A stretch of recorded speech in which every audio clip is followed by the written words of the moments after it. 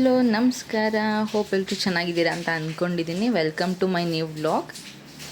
ಇವತ್ತು ನಾವು ಬ್ಯಾಂಗ್ಳೂರಿಗೆ ರಿಟರ್ನ್ ಹೋಗ್ತಾ ಇದ್ದೀವಿ. 20 ಡೇಸ್ ಆದಮೇಲೆ ಗಣೇಶ ಹಬ್ಬಕ್ಕೆ ಅಂತ ದಾವಣಗೆರೆಗೆ ಬಂದಿದ್ದೆ. ಸೊ ಗಣೇಶ ಹಬ್ಬ ಕೂಡ ಆಯಿತು, ಪಾಪದ ವ್ಯಾಕ್ಸಿನೇಷನ್ ಇತ್ತು, ಅದು ಕೂಡ ಮುಗಿಸ್ಕೊಂಡೆ. ನಮ್ಮ ತಂಗಿ 5ನೇ ತಿಂಗಳದ್ದು ಫಂಕ್ಷನ್ ಕೂಡ ಇತ್ತು, ಅದೂ ಆಗೋಯಿತು. ಈಗ back to Bangalore. So 20 days ಹೆಂಗೋಯ್ತು ಅಂತಲೇ ಗೊತ್ತಾಗಿಲ್ಲ ನನಗೆ. ಜಸ್ಟ್ ಅದೊಂಥರ ಇವತ್ತು ದಾವಣಗೆರೆಗೆ ಹೋಗಿ ನಾಳೆ ವಾಪಸ್ ಬಂದೆ ಅನ್ನೋ ಥರ ಅಂತ ಅನ್ನಿಸ್ತಿದೆ. ಮೋಸ್ಟ್ಲಿ ತವ್ರ ಮನೆಗೆ ಹೋಗೋ ಹೆಣ್ಮಕ್ಳಿಗೆ ಎಲ್ಲರಿಗೂ ಹೀಗೆ ಅನಿಸುತ್ತೇನೋ ಗೊತ್ತಿಲ್ಲ. ಚೆನ್ನಾಗಿತ್ತು 20 ಡೇಸ್. ಬಾಣಂತನ ಮುಗಿಸ್ಕೊಂಡು ಬ್ಯಾಂಗ್ಳೂರಿಗೆ ಬಂದ ಮೇಲೆ ಇದೇ ಫಸ್ಟ್ ಟೈಮ್ ವಾಪಸ್ ಅಮ್ಮನ ಮನೆಗೆ ಬರ್ತಾ ಇರೋದು. ಆ್ಯಕ್ಚುಲಿ ಬರುವಾಗ ಒಂದು ಸ್ವಲ್ಪ ಬೇಜಾರಾಗುತ್ತೆ, ಬಟ್ ಬಂದ ಮೇಲೆ ಆಬ್ವಿಯಸ್ಲಿ ಆಫೀಸ್ ಕೆಲಸ, ಮನೆ ಕೆಲಸ, ಪಾಪು ಕೆಲಸ ಅಂತ ಹೇಳಿಬಿಟ್ಟು ಬ್ಯುಸಿಯಾಗಿ ಹೋಗ್ಬಿಡ್ತೀವಿ. ಪಾಪುನ ಇಟ್ಕೊಂಡು 4 to 5 hours ಟ್ರಾವೆಲ್ ಮಾಡಬೇಕು ಅಂದರೆ ಅದು ಸ್ವಲ್ಪ ಕಷ್ಟನೇ. ಸೊ ಅದಕ್ಕೆ ನಾನು ಏನು ಮಾಡ್ತೀನಿ ಅಂತಂದರೆ, ಯೂಶ್ವಲಿ ನಾನು ಎಲ್ಲಿಗೋದ್ರೂ ಗೋ ಟು ಟಾಯ್ಸ್ ಅಂತ. ಸೊ ಕೆಲವೊಂದು ಟಾಯ್ಸ್ ಅವನಿಗೆ ತುಂಬ ಇಷ್ಟ. ಸೊ ಎಂಗೇಜ್ ಆಗಿರ್ತಾನೆ ಆ ಟಾಯ್ಸ್ ಜೊತೆ. ಸೊ ಹಾಗಾಗಿ ಆ ಟಾಯ್ಸ್ನ ಯಾವಾಗಲೂ ಎಲ್ಲೇ ಹೋದರೂ ಕ್ಯಾರಿ ಮಾಡ್ತೀನಿ. ಸೊ ಅದರಿಂದ ನನಗೆ ತುಂಬ ಅಂದರೆ ತುಂಬ ಹೆಲ್ಪ್ ಆಗುತ್ತೆ. ಬಿಕಾಸ್ ಅಟ್ಲೀಸ್ಟ್ ನಾನು ಅವನನ್ನು ಒಂದು 1 hour ಅಥವಾ 1.5 hours ಹೆಂಗೋ ಎಂಗೇಜ್ ಮಾಡ್ಕೊಂಡಿರ್ಬೋದು.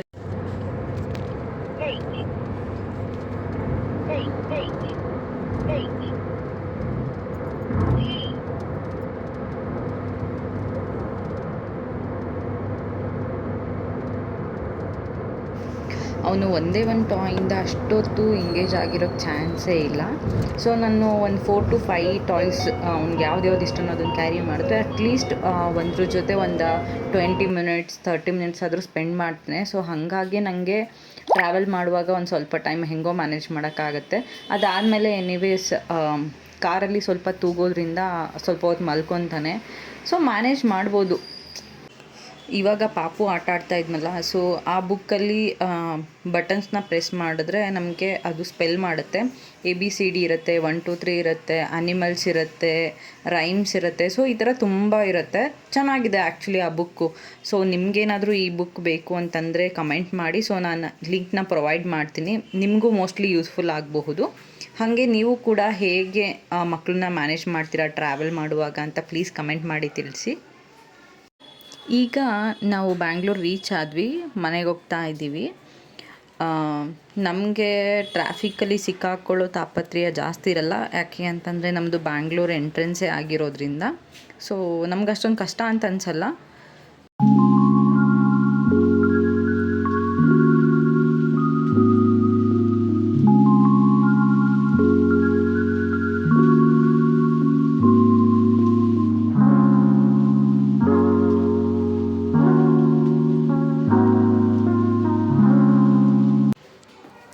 ಈಗ ಮನೆಗೆ ಬಂದುಬಿಟ್ಟು ಕಾರ್ ನಿಲ್ಲಿಸಿ, ಲಗೇಜ್ ಎಲ್ಲ ಸಿಕ್ಕಾಪಟ್ಟೆ ಇದೆ.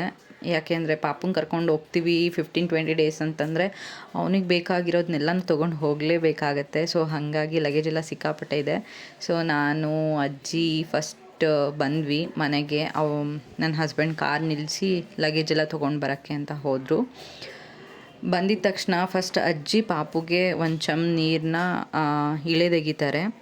ಯಾಕೆ ಅಂತಂದರೆ ನಾವು ಅಷ್ಟು ದೂರದಿಂದ ಟ್ರಾವೆಲ್ ಮಾಡ್ಕೊಂಡು ಬಂದಿರ್ತೀವಲ್ಲ. ಸೊ ಮಕ್ಕಳು ಯಾವಾಗೇ ಹೊರಗೆ ಹೋಗಿ ಬಂದರು ಅಂತಂದರೆ, ಈ ಥರ ಟ್ರಾವೆಲ್ ಅಥವಾ ಎಲ್ಲಾದರೂ ಹೋಗಿ ಬಂದರು ಅಂತಂದರೆ ನಮ್ಮ ಮನೆಯಲ್ಲಿ ಇದನ್ನ ಕಂಪಲ್ಸರಿ ಮಾಡೇ ಮಾಡ್ತಾರೆ.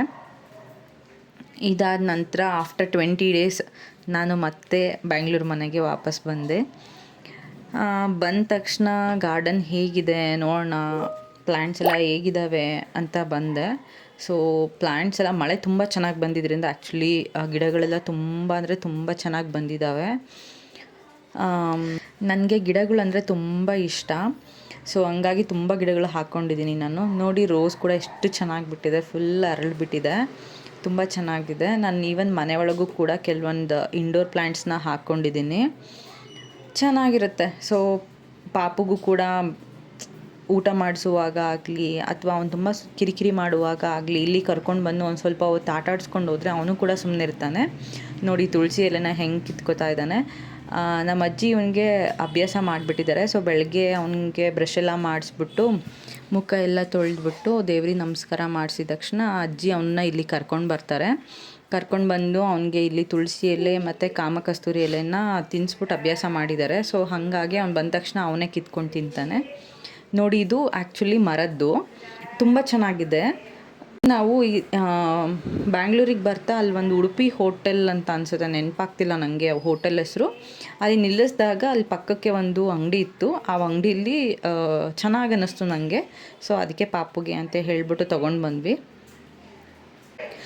ಇವತ್ತು ಸಂಜೆ ಮ್ಯಾಕ್ರೋನಿ ಪಾಸ್ತಾ ಮಾಡ್ಕೊಳ್ಳೋಣ ಅಂತ ಹೇಳಿಬಿಟ್ಟು ಮಾಡ್ತಾಯಿದ್ವಿ. ಸೊ ನೀವೇ ಮಾಡ್ತೀನಲ್ಲ ಅಂತ ಅದು ನನಗೆ ಶೂಟ್ ಮಾಡ್ಕೊಂಡಿದ್ದೀನಿ. ಒಂದು ಕ್ವಿಕ್ ರೆಸಿಪಿ ಇದು. ಸೊ ಫಸ್ಟು ಒಂದು ಪ್ಯಾನ್ ಇಟ್ಕೊಂಬಿಟ್ಟು ಅದಕ್ಕೆ ಒಂದು ಸ್ವಲ್ಪ ಆಯಿಲ್ ಹಾಕ್ಕೋಬೇಕು.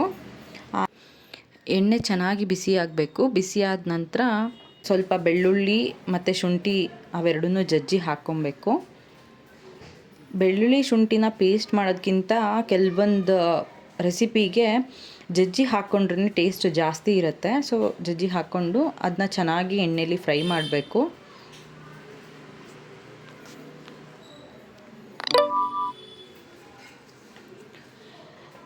ಇದಾದ ನಂತರ ಸಣ್ಣಕ್ಕೆ ಹೆಚ್ಕೊಂಡಿರೋ ಒಂದು ಸ್ವಲ್ಪ ಈರುಳ್ಳಿ ಹಾಕ್ಕೊಬೇಕು.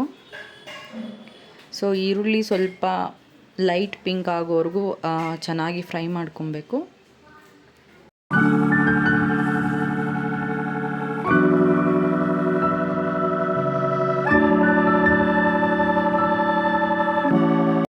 ಈಗ ಲೈಟ್ ಪಿಂಕ್ ಆಗಿದೆ. ಸೊ ಇದಕ್ಕೆ ಒಂದು ಸ್ವಲ್ಪ ಉಪ್ಪು ಹಾಕ್ಕೊಳ್ಳೋಣ.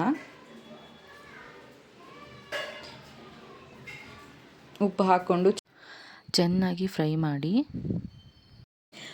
ಕೆಲವರಿಗೆ ಪಾಸ್ತಾ ಇದೆಲ್ಲ ತಿನ್ನಬೇಕು ಅಂತ ಆಸೆ ಇರುತ್ತೆ, ಬಟ್ ಹೊರಗಡೆ ತಿನ್ನೋಕೆ ಇಷ್ಟ ಇರಲ್ಲ ಅಲ್ವಾ. ಸೊ ಮನೆಯಲ್ಲೇ ಈ ಥರ ಮಾಡಿಕೊಂಡು ತಿಂದರೆ ನಾವು ತಿನ್ನೋದ್ರ ಜೊತೆಗೆ ನಮ್ಮ ಫ್ಯಾಮಿಲಿ ಮೆಂಬರ್ಸ್ ಎಲ್ಲರೂ ಕೂಡ ತಿನ್ಬೋದು. ಟೇಸ್ಟ್ ಕೂಡ ತುಂಬ ಚೆನ್ನಾಗಿರುತ್ತೆ, ಹೈಜಿನಿಕ್ ಆಗಿರುತ್ತೆ. ನೀವು ಒಂದ್ಸರಿ ಟ್ರೈ ಮಾಡಿ ನೋಡಿ.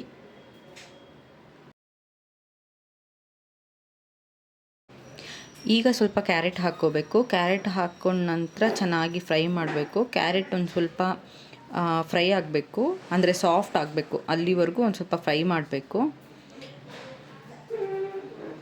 ಇದಕ್ಕೆ ನೀವು ಬೀನ್ಸ್ ಅದು ಕೂಡ ಹಾಕ್ಕೊಬೋದು. ಸೊ ನಾನು ಬೀನ್ಸ್ ಇರಲಿಲ್ಲ ಅಂತ ಹೇಳ್ಬಿಟ್ಟು ಬೀನ್ಸ್ ಸ್ಕಿಪ್ ಮಾಡಿದ್ದೀನಿ ಇದರಲ್ಲಿ.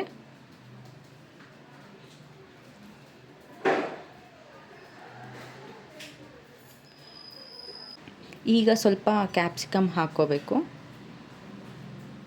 ಕ್ಯಾಪ್ಸಿಕಮ್ ಕೂಡ ಒಂದು ಸ್ವಲ್ಪ ಸಾಫ್ಟ್ ಆಗೋವರೆಗೂ ಫ್ರೈ ಮಾಡಿಕೊಂಡ್ರೆ ಸಾಕು.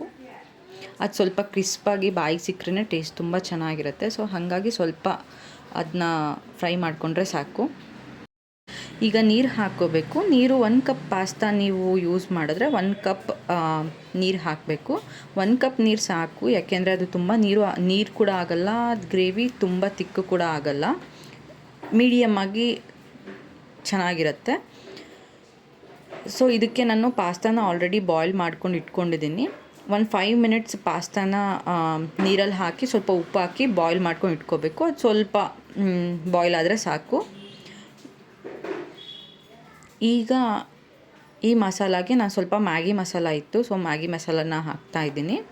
ಇದಕ್ಕೆ ನೀವು ಪೆರಿ ಪೆರಿ ಕೂಡ ಸಿಗುತ್ತೆ, ಅದನ್ನ ಕೂಡ ಹಾಕಿದ್ರೆ ತುಂಬ ಟೇಸ್ಟ್ ಚೆನ್ನಾಗಿರುತ್ತೆ.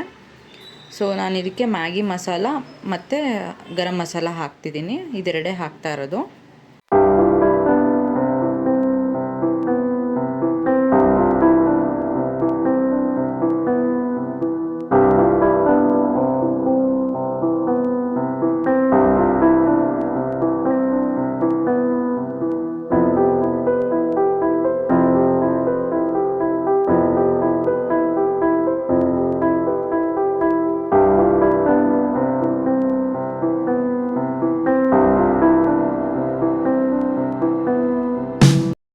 ಈಗ ನೋಡಿ ಒಂದು ಸ್ವಲ್ಪ ಗರಂ ಮಸಾಲ ಕೂಡ ಹಾಕ್ತಾಯಿದ್ದೀನಿ.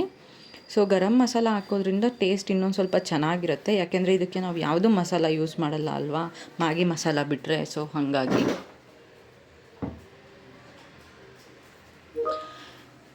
ಇದಕ್ಕೆ ಈಗ ಸ್ವಲ್ಪ ಟೊಮ್ಯಾಟೊ ಹಾಕ್ತಾಯಿದ್ದೀನಿ. ಸೊ ಟೊಮ್ಯಾಟೊನ ಸ್ಟಾರ್ಟಿಂಗಲ್ಲೇ ಹಾಕ್ಬಿಟ್ರೆ ಅದು ತುಂಬ ಸಾಫ್ಟ್ ಆಗೋಗ್ಬಿಡುತ್ತೆ ಅಂತ ಹೇಳಿಬಿಟ್ಟು ಲಾಸ್ಟಲ್ಲಿ ಟೊಮ್ಯಾಟೊ ಹಾಕ್ತಾ ಇರೋದು.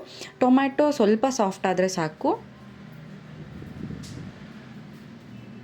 ಈಗ ನೋಡಿ ಚೆನ್ನಾಗಾಗಿದೆ ಮಸಾಲ ಎಲ್ಲ. ಸೊ ಎಲ್ಲನೂ ಚೆನ್ನಾಗಿ ಬಾಯ್ಲ್ ಆಗಿದೆ. ಇದಕ್ಕೆ ಇವಾಗ ಸ್ವಲ್ಪ ಟೊಮ್ಯಾಟೊ ಸಾಸ್ ಹಾಕ್ಕೊಳ್ಳೋಣ.